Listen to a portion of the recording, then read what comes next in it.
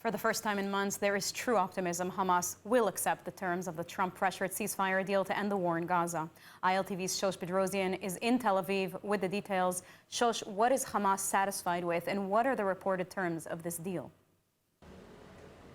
Sivan, Hamas is reportedly satisfied with the assurances that are currently in this proposal right now, and Israeli and American officials are expected to hear from Hamas within the next 24 hours regarding their response on this current proposal. Before the weekend, it is supposed to come in. Now, for the first time, American and Israeli officials have true optimism that a deal could be happening in the near future here, especially because there has been so much ongoing back and forth for the last few months about where it stands with a ceasefire and a hostage deal. Now, some assurances include that Israel would not renew fighting as long as negotiations over the ceasefire continue. And there's a guarantee that Trump would announce the agreement and serve as its official sponsor.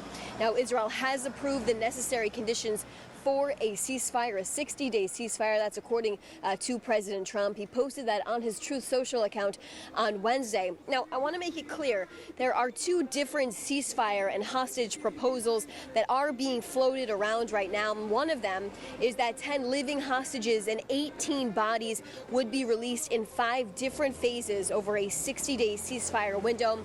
Or the second option we are currently hearing about is that 8 living hostages would be released on the first day of this 60-day ceasefire, and 2 more living hostages would be released on the 50th day of the ceasefire, in addition to 18 bodies as well.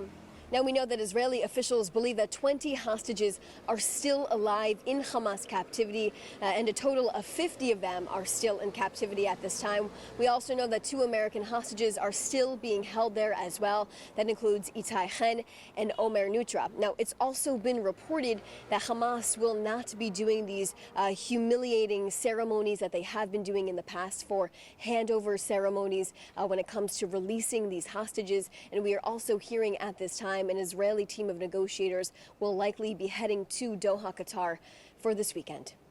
Sivan? Thank you, Shosh.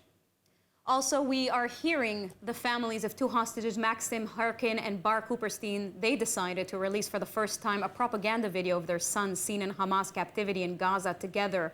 The video was initially released by Hamas a few months ago, but the family refused publication of the video thus far. Now, they've released it, with the men saying in the video that they are 30 meters underground and that they don't feel human as the conditions are so dire and torturous.